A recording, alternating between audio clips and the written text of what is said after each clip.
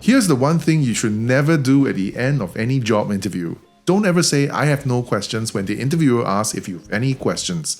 Hi there, I'm your best friend at work, and I'm here to share my advice, tips, and support to help you thrive in your career. Welcome to my channel, and let's get started. At the end of every job interview, most interviewers will typically ask, "Do you have any questions for us?" Possibly the worst thing you can do is to respond with, "I have no questions," or, "Well, during the interview, you've answered every question I already had, so I'm good." No, you're not good. So, why is it not a good idea to respond this way? A couple of reasons at least. For one, some interviewers might take it as a lack of interest in the role itself, that you're just sending out mass applications for jobs and hoping something will stick. For another, it's an opportunity to press home any advantage you've already accrued from your performance in the earlier part of the interview. This is a good time to ask sharp, insightful questions that help to showcase your critical thinking skills and to further cement that you're the right person for the role. So with that in mind, what are some questions you could ask at the end of a job interview? One great question to ask is, what does excellence look like in this role? Or, what would a person taking on this role need to achieve in order to be considered an excellent performer?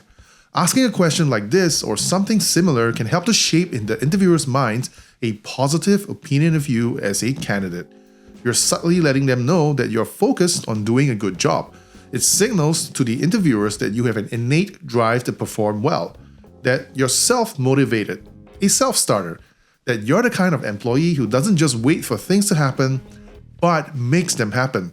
And that's the kind of employee that many organizations would love to have on board.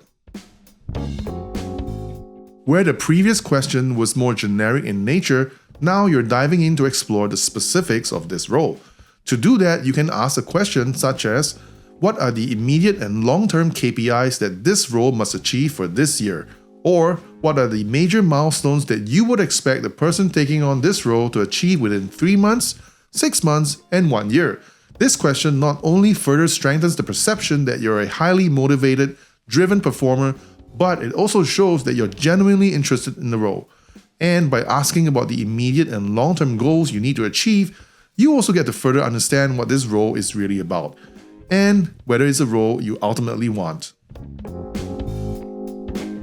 And while we're on the topic of diving in, you can also ask questions to clarify information that the interviewers might have shared with you earlier in the interview. For example, you could say, "I'd like to dive deeper into a point that you made earlier on about this particular aspect." This type of question tells the interviewers that you're keen and curious to learn more about the technical details. And if it goes into a deeper technical discussion, that's an opportunity that you should grab to further solidify your credentials as a highly skilled and experienced candidate. Any organization will always prefer to hire someone who demonstrates a high level of competency for the role. Another great question to ask is to probe about the challenges that this role faces.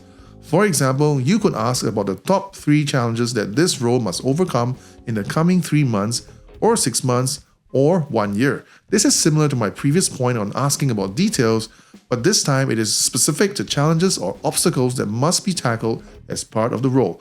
For example, if part of your role is to push through a major organizational transformation, you know that there will always be certain people who will oppose change just for the sake of it and who will be your roadblocks.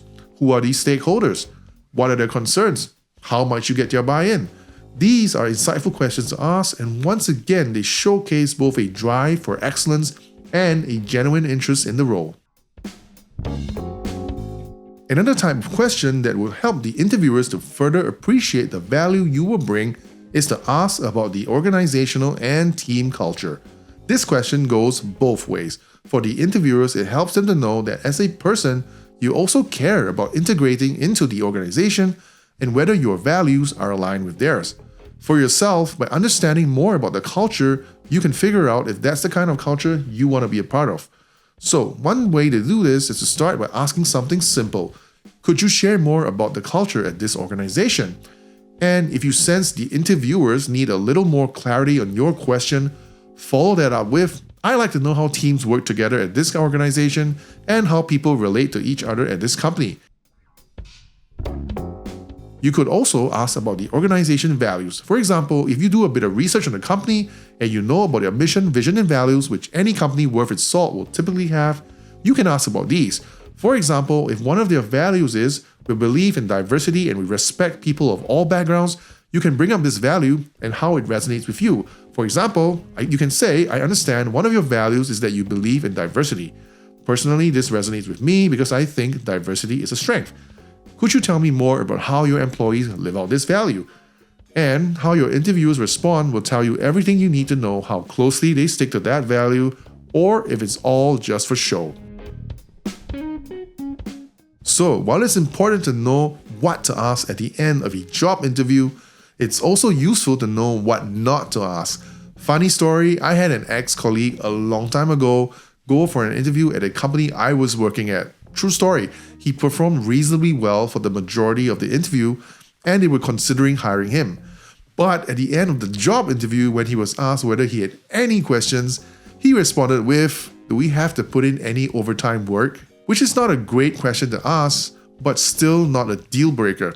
However, he then followed that up with, what's your policy on romantic relationships between colleagues? And that effectively killed his chances of getting any offer.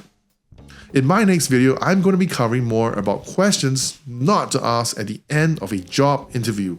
So keep a lookout for it. Alright, so those were my tips on what questions to ask at the end of a job interview. I'm sure many of you will have your own go-to questions to ask as well. Feel free to share those in the comments below. And if you have a particular question that you're just dying to ask the interviewers but you're not sure if it's appropriate, comment below and I'll give you my 2 cents on it. And with that, we've come to the end of this video. Hope you found it useful. If you did, hit like and subscribe as it helps this channel to grow and it also helps me to know that what I'm doing here benefits you. Thanks for watching. See you in the next one. Bye for now.